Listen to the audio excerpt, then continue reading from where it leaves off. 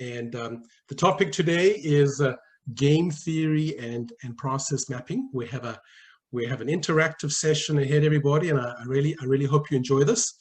My name is David Albright. I'm with AssetInsights.net. I've been presenting for a number of years. I think I've presented at the last 4 years of CNAM conferences, so I really appreciate this opportunity to do another workshop. And we have 3 objectives today in this workshop. First, we will explore the concept of game theory and demonstrate how this is useful to asset managers. Secondly, we will look at how a game theory can be aligned to our asset management objectives. And finally, we will apply the principles of game theory in a local, in a real-world local government context. So we're going to look at some theory. We're going to apply some of that theory, and we're going to demonstrate how this is helpful to asset managers on a day-to-day basis for both strategy, policy, planning, operations, etc. So this workshop is going to be interactive, and like I said a moment ago, you will need your cell phones, or if you're watching on your cell phone, you could have your laptop next to you, whichever it is. So 2 devices is going to be very helpful. We're going to run a test poll in a minute or so to see that it's working, and then all of you, for those of you who are not familiar with Poll EV, you will get to see how the results are rendering on your screen. So firstly, for those of you who have not done so, on your cell phones, please go into the website pollev.com. When you land at pollev.com, it asks you for a username. Please type in Asset Insights, AssetInsights.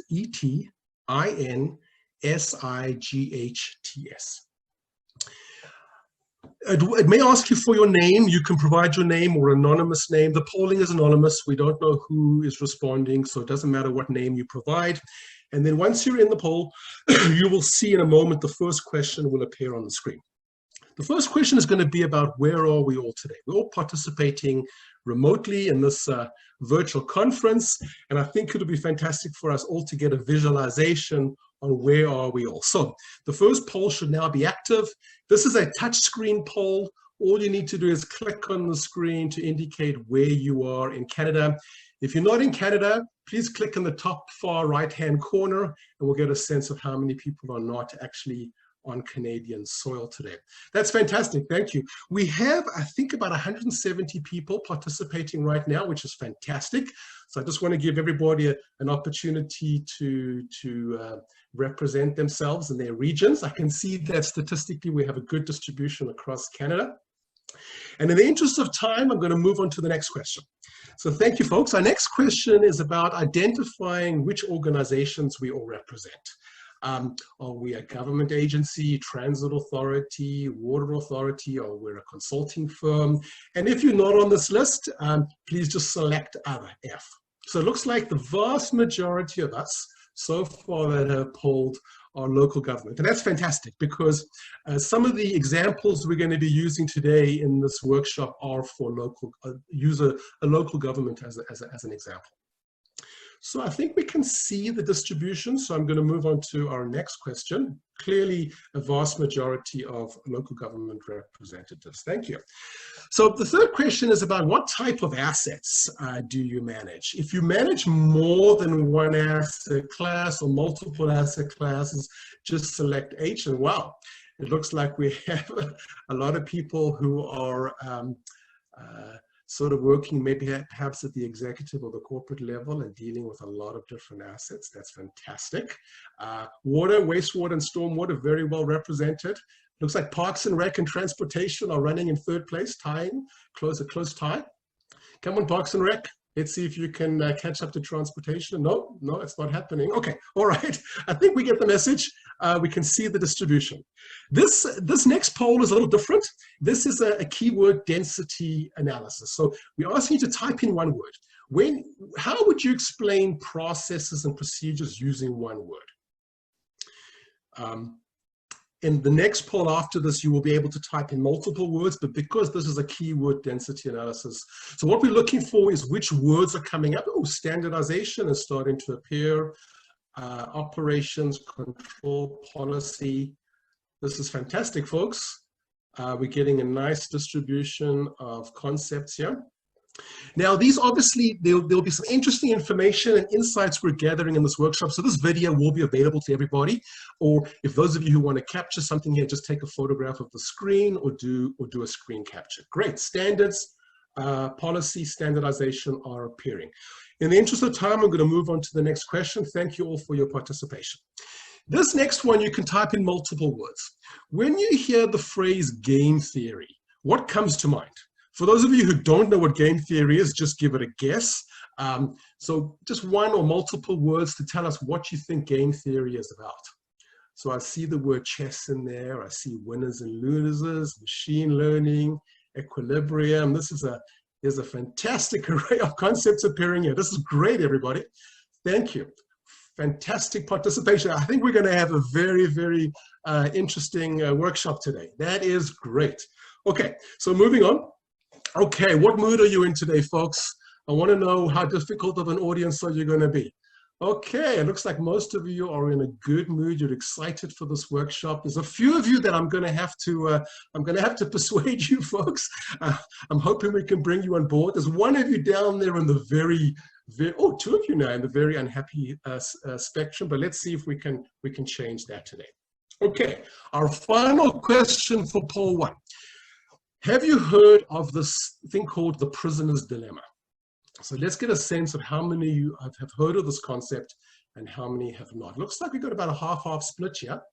So in a moment, we're gonna explore the prisoner's dilemma. It's a fantastic way to start any discussion on game theory. If you go onto the internet, you do a Google search, and you type in game theory, inevitably you're going to find prisoner's dilemma appearing right up near the top. Okay, so folks, thank you. That's the end of our first poll. Keep your phones handy. We're going to be doing a lot of polling. We've got another 50, 60 questions still to go, so please be ready for some upcoming polls. The next one is in about 5 minutes. So the prisoner's dilemma. Okay, let's explore what this is. There are 2 prisoners called A and B. They are being interrogated about a crime. They are both guilty of the crime. Okay, each prisoner has 2 options. They can stay silent or they can confess, and whichever option they choose will have an impact on the other prisoner. Their decision making is not in isolation of each other. If both prisoners stay silent, they will each serve 1 year in prison. Okay, because the information will not be gathered on the details of the crime. If they both betray each other, then they will serve 2 years. Okay, their sentences will be even longer.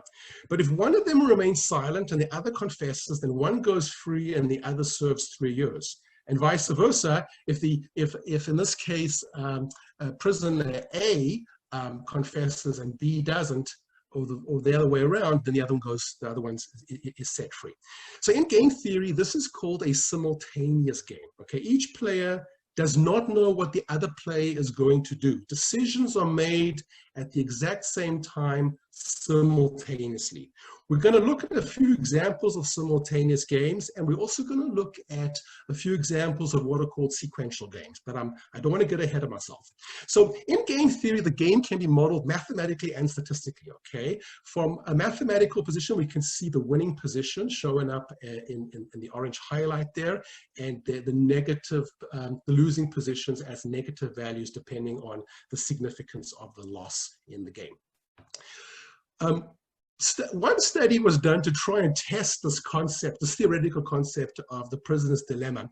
And it was established that 56% of prisoners tend to stick together and will not actually rat out on each other and betray the other. So there have been some attempts to do some statistical modeling on the prisoner's dilemma, but it's not just the prisoner's dilemma. There are many other examples of simultaneous games in game theory. We'll explore a few. So I created a real world, or a potential real world scenario, okay, to demonstrate that the applications of gaming principles are far reaching. Let's assume that we have 2 municipalities with a COVID management situation. They can either both lock down or they could reopen, or one may stay locked down and the other one may reopen, okay? If both cities open at the same time prematurely, we're going to see an increase in infection rates affecting both municipalities, okay? However, if both municipalities remained locked down, both can reduce the infection rates, okay? But also there's that other example where one may remain locked down and the other one may open, resulting in a more mitigated, scattered infection rate across the municipalities. So we can see a simple illustration where instead of prisoner A and prisoner B, we're comparing, in this case, municipality A versus municipality B. There are so many examples of how game theory can be applied, and we're going to try to touch on a few today. What's interesting, I'm demonstrating now how we can also layer a risk matrix into the game matrix. So where we have a 2x2 game theory matrix, we can also overlay that, superimpose, if you will, a risk matrix on that to see the increasing consequences and the increasing likelihood. Let's take another example of a simultaneous game, rock, paper, scissors, okay? This is another fantastic example where each player does not know what the other player is going to decide until that final decision has made.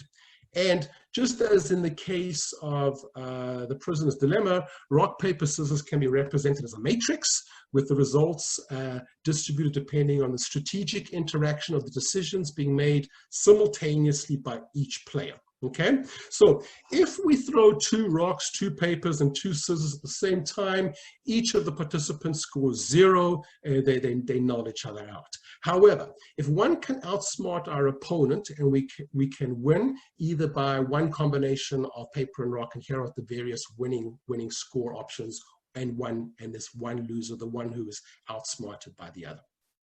Okay, so player A on the matrix has 3 winning scenarios, and player B has 3 winning scenarios. So there's an even, if you will, distribution of wins and losses across the players, depending on how they exercise their strategic decisions in this context.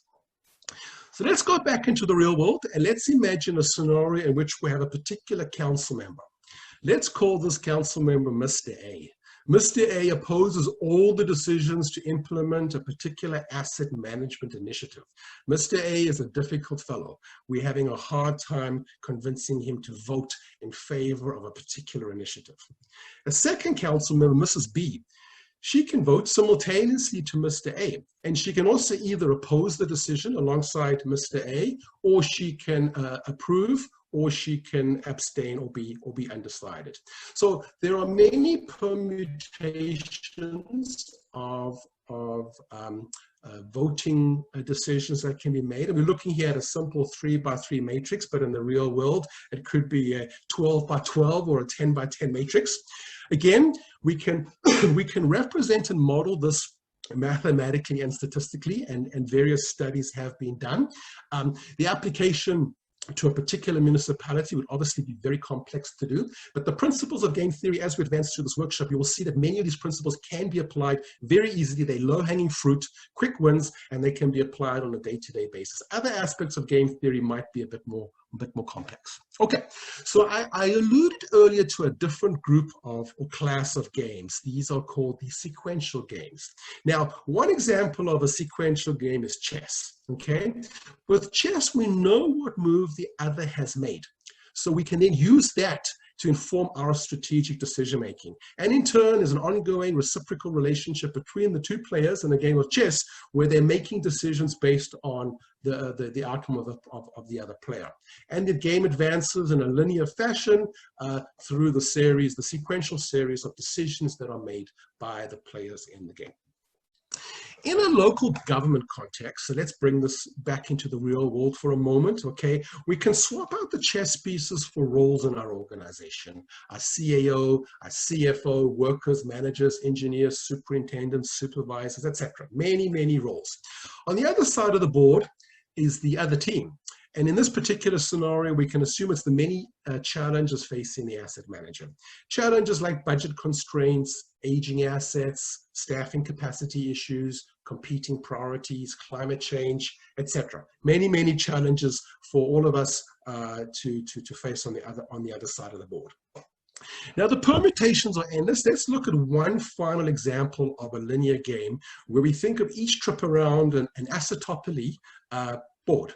It's like a cycle of activity in the life of an asset manager, either a daily cycle, monthly cycle, yearly cycle, seasonal cycle. As an example, we can think of each round on the Monopoly board as they're going through the different seasons in our organization, or the different calendars where we have budget approvals and council meetings and staff meetings, etc.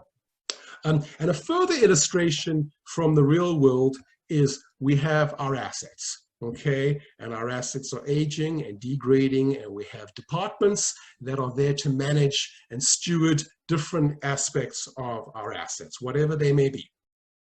And a whole bunch of challenges thrown in that are there to make life difficult for us as asset managers, challenges to be overcome, okay? And strategic decisions to be made. And critical thinking to be applied so that we can overcome these challenges on our board.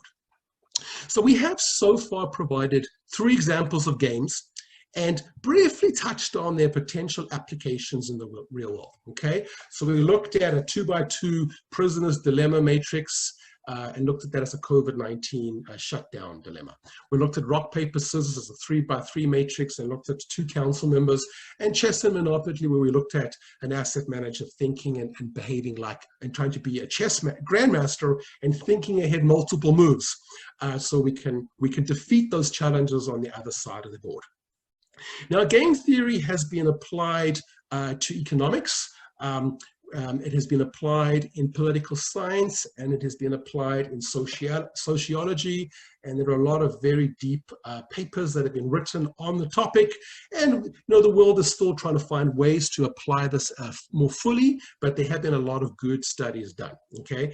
And 3 of these disciplines, all 3 of them, economics, politics, and sociology, are at play every day in the life of an asset manager. These are just clearly woven into the fabric of what we do every day.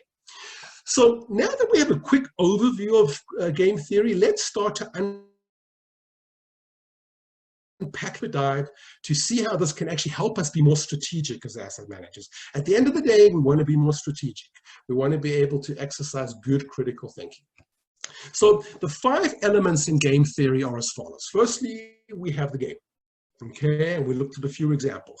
Secondly, we have the players in the game, 2 or more. Thirdly, we have the strategy that each player takes to achieve a certain payout or payoff in the game, and relative to the strategies being employed by the other players in the game. And then finally, we have information available to the players to inform their respective strategies on how to achieve the payoff. And when we're going to look at payoff, it's not only about money, it's about realizing value for the benefit of our stakeholders, communities, and businesses working in our city. And we're going to look at some good examples that payoff is not just about money. Okay, so the game is defined as any set of circumstances that has a result dependent on the actions of 2 or more decision makers. Okay, a player in the game is a strategic decision maker within the context of the game. The strategy is a complete plan of action a player will take given the set of circumstances that may arise within the game. And the payout is what the player receives from arriving at a particular outcome. Okay, information is that which is available at a given point in the time in the game to inform decision making. Remember, when I'm using the word game, we could simply substitute that with the day-to-day life of an asset manager, the daily activities, what I do as an asset manager. Okay, now there are 2 key assumptions in game theory. First is that the players will act rationally, okay? Second, the players will strive to maximize the payoff in the real world. Now, in the real world, we know that human emotions, bias, subjectivity, these things get in the way and make things more complex and challenging for us, okay? And we'll talk in a moment about the politics of councils making decisions that are perhaps not rational, but may be guided by either some sort of vested interest or some political interest, okay? So the definition of game theory, in essence, is the modeling of strategic interactions between 2 or more players in a situation containing a set of rules and outcomes. Now, these 2 or more players could be staff and council. It could be the roads department and the water department. It could be frontline staff and management. So we need to think of these players and their strategic interactions as being both vertically arranged and horizontally arranged through our organization. So let's move on to the first element, which is the game itself. We have another poll coming up in a few minutes, so get ready with your phones. And in fact, we're going to pick up, the polling is going to pick up. We're going to have a lot more polls starting up in a few minutes from now. So there are two primary forms of games, as we've noticed. There are the simultaneous games and there are the sequential games. Simultaneous games are modeled in a matrix typically, and the sequential games are modeled as a decision tree. Okay, where the players take turns and observe each other's actions. Okay, so sequential games can be mapped using a network diagram. It starts with one player making a decision, then the second player responds to that decision, and it continues. So if we were to follow a particular scenario in a municipality, for example, the first player made a decision, the second player made determined a strategy to respond to that decision, and it continues in a sequence until we eventually have some form of an outcome. So that's a simple illustration of a sequential networked mapping or decision tree diagram. In the simultaneous game, just to briefly recap, we have our two players. There could be more, but in this case, there are two, A and B. They make their decisions simultaneously at the same time, and the payout depends on the interactions and the rules that are governing whatever that particular game is. The next round is played. There's simultaneously, and there's a winner, and then there's another round played. So we continue in a simultaneous fashion. Okay, now game theory and game complexity rather can vary very significantly. Okay, we may have a situation where we only have two players or multiple players or two strategies or multiple strategies, and here we can see a simple illustration of the evolution of the complexity of a sequential game versus a simultaneous game. So folks, on to our second poll. And I'm excited to see the results. I really love the interaction we have today. So remember, pollev.com, username is Asset Insights, and hopefully your phones are ready to run you into the next poll. So this is another one of those multi-word questions. Which game or combination of games do you think most closely matches asset management? I gave you a few examples, but perhaps some of you may have some other examples. Exploding kittens, that is interesting. We've got some creative folks in our workshop today. I'm seeing so much movement. Oh, Monopoly popped up there. Okay, Game of Life, yes, and Risk is another game that in my little personal research I came up with. Settlers of Catan, I love it. Okay, we have a lot of jokers in the group today. Okay, great. Thanks, everybody. So that was a very short poll, okay? But stand by. The next poll's coming up very quickly, okay? We're going to be having some more polls. So the next element, we've just covered element one. Number one was the game. Element number two are the players in the game. So we have players, and they would have, in a municipal context, we could look at them by role title. Okay, and we touched on some of these earlier, extending from our CAO, CFO, through to technicians and workers and other frontline staff. Okay, we also need to think about how these players are arranged into some sort of structure so they can work as a coordinated team. We need to think of them as, in this particular scenario, as our internal stakeholders. Our players really in a municipal context are the internal stakeholders, and we clarify their roles and responsibilities through a RACI chart, identifying who's responsible, accountable, consultant, and informed. And a RACI is a very powerful tool to ensure that our team is working efficiently and effectively together in the pursuit of the organization's objectives. So here's just a simple conceptual illustration of identifying how each role is coming together in a coordinated fashion. Okay, now the number of players within each role will vary by role and will vary by their place within the organization. Typically, we'll see a lot more frontline staff and fewer staff headcount as we move up through the different layers of the organization. So that's another representation of players by headcount. A third one is what happens to our external stakeholders when they exhibit emotions that impact upon our decision making. Obviously, we need to engage with external stakeholders, and they are players as well. We have internal players and we have external players, if you will, in this realm of game theory. And obviously, we want to keep our stakeholders satisfied and engaged, and want to avoid the negative emotions. Third poll, folks. Phones out again. So let's take another poll. Where are we in our organizations? Okay, are we corporate level, management, front lines? I want to get a sense of where everybody is today. It looks like we have a clear distribution of all three main levels of organizations. A lot of management folks in the room today, or rather I should say in the virtual rooms today. Fantastic. I know I'm not allowing time. We have a few hundred people participating today. Not everybody's voting, but that's okay. Typically, I see about 50% of the participants actually actively engage in the polls, but this is great. Thank you. Next question. So what is our primary focus in our organization? Are we focused on technical stuff, financial, logistical, legal, administrative? Looks like we had a lot of technical engineering folks in our virtual workshop today, which is what I would have expected, but we have a good representation of financial and administrative folks as well. And thank you, that's great. So I can clearly see what the distribution is. I'll just allow another second or two for those who want to register their votes. Okay, excellent, thank you everybody. So we're asking you a question whether your organization has RACI charts. Now, they do have other names. They are called by slightly different names. But is there a chart or charts in your organization that help clarify who's responsible, accountable, consultant, and informed for relative to different processes? Remember, each process in our organization should have a corresponding RACI. All of our processes are captured in one big RACI that identifies us. So it looks like the majority, but a smaller majority, do not have RACI charts, which is quite surprising. Well, actually, it's not surprising, but we see this unfortunately more often. It's a very simple chart that can, in fact, 100 processes can be captured on one table with the 4 columns and indicating the different roles and some clarity around that. Okay.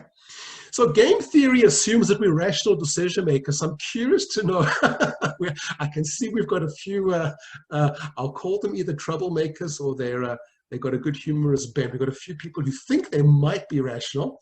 We have 4 folks who tell us they're definitely not rational. That means that they're probably highly emotional, which is fine. It's not a criticism, but remember, for game theory, in order to model mathematically and statistically, we need to base our modeling on rational behavior, okay? Emotional behavior is not necessarily irrational, but sometimes it can be. So good, most of us are rational. I think we can proceed to continue to model and explore game theory as a concept. Okay, this is a ranking question. We want you to rank who is the most, which group of people do you think is most rational, from the top to the bottom. So you have to actually, in the poll EV, you have to click on each one. You'll see a little up, down arrow, and just position where you think the most rational people are in your organization. So right now, it looks like management is more rational than staff, and with council at the bottom end. Okay. I'm not seeing any changes to that distribution, so I'm assuming that so far most people are voting that management is the most rational group in the organization. Well, you know, I'm thinking back. I think there were a lot of management folks in this workshop, so that might explain that answer. Okay, all right. Not seeing any changes. Moving on. Okay. Now, your organization overall, if you were to give your organization a rationality score, okay, how rational is your organization, the way it makes decisions on a day-to-day basis? If you're making decisions rationally all the time for everything, you'd give yourself a 5, okay? If you're making rational decisions occasionally, you would give yourself a 2. So it looks like, okay, we're rational most of the time or sometimes. And there's a few organizations that don't even know what the word rational means. Wow, okay. We won't ask you to tell us the names of those organizations, but clearly there's a few. Okay, good distribution. It looks like a pretty healthy clustering around organizations that are generally have some good elements of rationality going on. Okay, thank you. That's the end of our third poll. We'll have our fourth poll in a few minutes. Just stand by with your phones. Okay, let's move on to element number 3, which is information. If we do not have good information, our ability to develop an appropriate strategy will be significantly impacted, okay? We won't be able to see what is happening if we have low confidence in our data, it's not really going to guide us in a meaningful way. But if we have good insight into our data and we can do some good degradation modeling, good forecast modeling, we have good financial numbers, we have good evidence-based condition numbers, we can play the game well, okay? Now, in an asset management context, we need very extensive information on the condition of our assets, okay? Without this information, we cannot develop a strategy to play the game effectively. And here we're looking at just a few examples, if you will, from a risk matrix of potential contamination of water or air or soil and pipes rupturing, all the things, the many, many things that can go wrong in our organization. And to avoid these things going wrong, we need good information. So, using your cell phones again, everybody, let's jump to our first question. My gut feeling on the overall quality of my organization's asset management data. And wow, we seem to be covering almost the full gamut here, but with a pretty good clustering around reliable and then uncertain. Oh, I see uncertain is showing up twice. That is a typo. Oh, I think it's very uncertain. Reliable, highly reliable. Okay, good. Thank you, everybody. So we have a few organizations with highly reliable data and a few where the quality is actually completely unknown. Okay, so next question is, my organization has a clear information management policy, strategy, and plan. There's a policy, there's a strategy, and there's a plan on how we're going to manage information. We know how to rationalize our information. We know what to collect, how much to collect. We know not to collect too much or to collect the wrong data. So it looks like partial, good. Okay, so there's either a strategy but no policy, or there's a plan but no policy to ensure the commitment to the plan. So you'll notice the three there are together. That's a whole line of sight from the policy to the strategy to the plan. We need to ultimately have all three elements to tie together and bring us a good information management framework, if you will. Okay, thank you. That represents the end of poll number 4. Let's move on to element number 4, the strategy itself in the game. And obviously the strategy is about prioritization and optimization. So let's see how we get there, okay? So the strategic challenges facing asset managers are many, and they are varied, okay? We have things, we've touched on some already: budget constraints, poor data quality, limited staffing capacity, and aging assets. Now, there are also, let me go back. So there are these strategic challenges are many, and we try to address these challenges through various procedures. OPEX, we'll look at in a moment, procedures, CAPEX procedures, maintenance procedures, etc. So literally, organizations have hundreds and hundreds of procedures. Typically, the vast majority of them are not documented. This workshop is really about game theory and process mapping and how the two connect to each other and how they support each other. So a few examples of OPEX procedures would include things like training staff, ordering supplies, handling complaints, collecting data, doing record keeping, preparing an operating budget. And here is just a very, very small sample of the many hundreds of procedures that are taking place, typically intuitively within an organization. The question is, are they being done repeatedly and in the same fashion every time? The next group of procedures would be the group of CAPEX procedures. And here's an example: writing business cases. securing funding for our projects, executing our projects, managing warranty defects and failures would be examples of some CapEx procedures. And again, just to illustrate, some examples of maintenance procedures would include things like developing maintenance plans, conducting scheduled shutdowns, conducting inspections of our assets, responding to emergencies. Another way that strategies are captured in game theory and under this particular element of game theory is how we reflect the triple bottom line. That relationship between the financial, environmental, and social factors. How do we make those trade-offs? How do we justify those trade-offs that we're making against, in alignment with our organizational objectives? Now, the strategy ultimately should be collected in a suite of swim lane diagrams. We mentioned RACI charts earlier, and the swim lane diagrams would indicate the different roles and the sequence of steps that are to be applied to ensure that we can realize the value and we can effectively implement a process that's required. So back to the polling, folks. First question. Get a sense of everybody's experience with asset management. How many years of experience do we all have? And it looks like so far the vast majority of us have over 2 to 5 years is now in the lead. It looks like we have a very interesting distribution of people with different amounts of experience with asset management. Okay, interesting. So like 1/3 of us, almost split, almost close to 25% through these 4 tiered experience categories. Okay, great, thank you, folks. So which of the following challenges concerns you the most for you? Or rather, what do you find most challenging for your organization? Is it a data issue? Is it a staffing capacity issue? Is it processes are not documented? Is it your systems don't support your processes and your data? So it looks like, oh, wow, okay.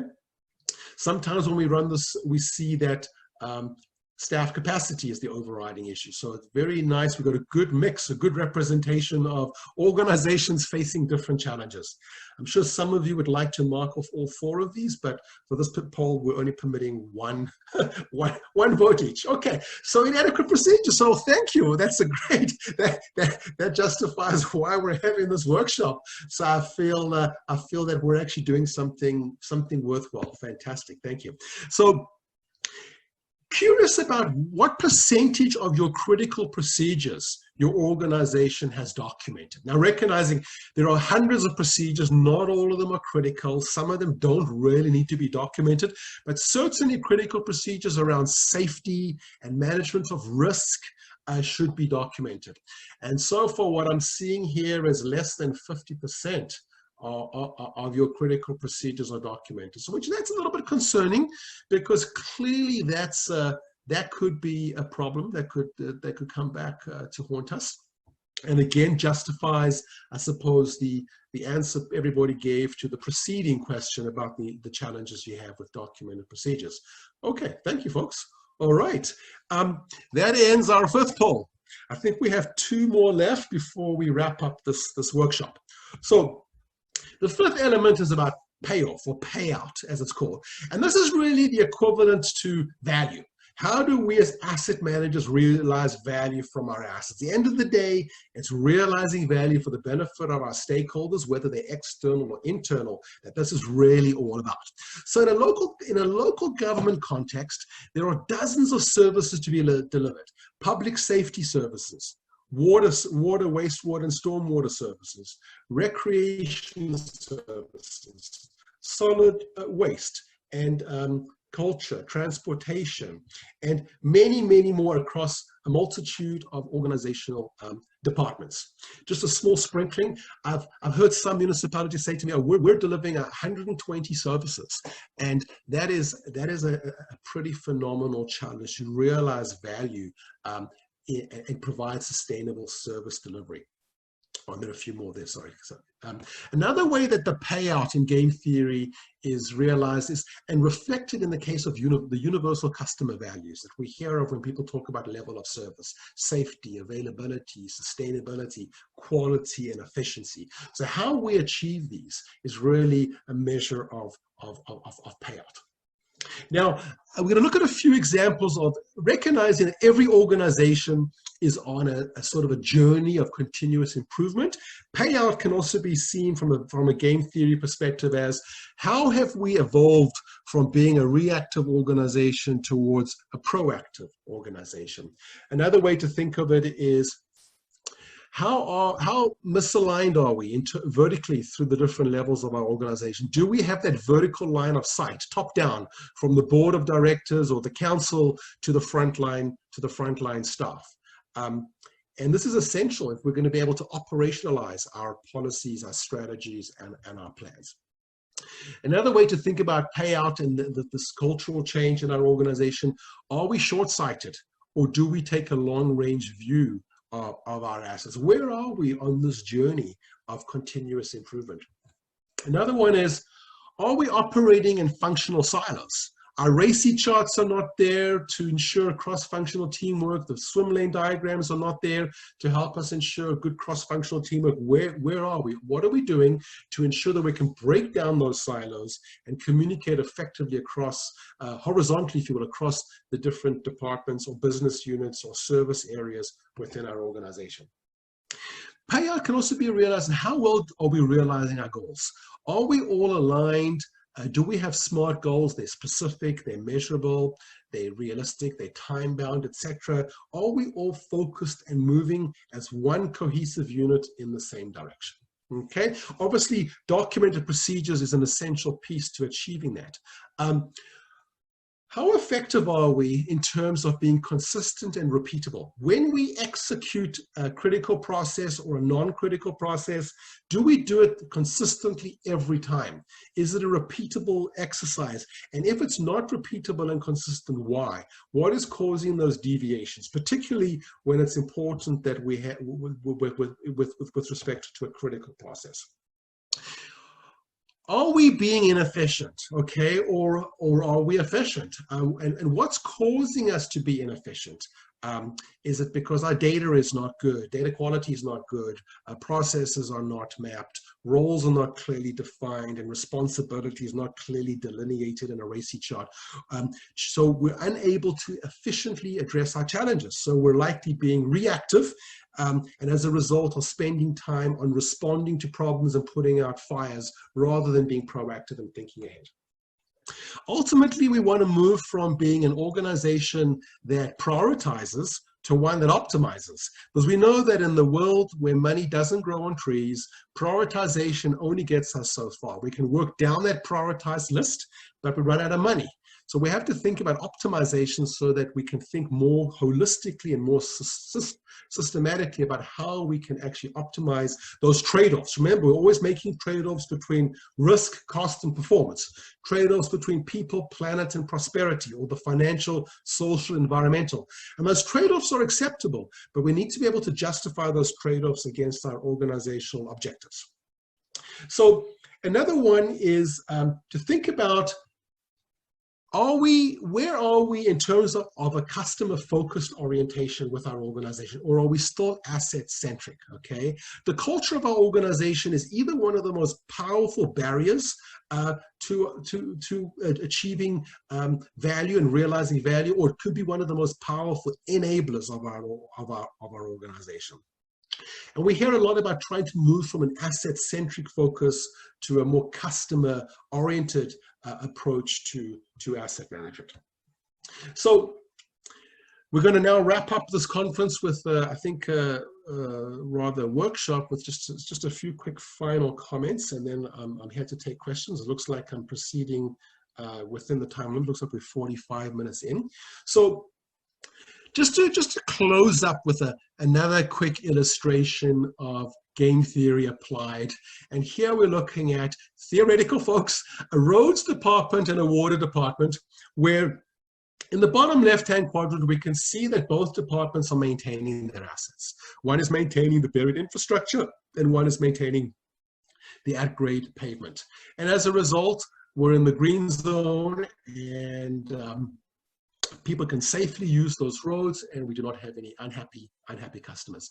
On the other hand, if both our water department and our roads department are RTF, running to failure, or not maintaining and being heavily reactive, we are hitting a situation where failed mains could be damaging roads, and damaged roads could be affecting underlying infrastructure.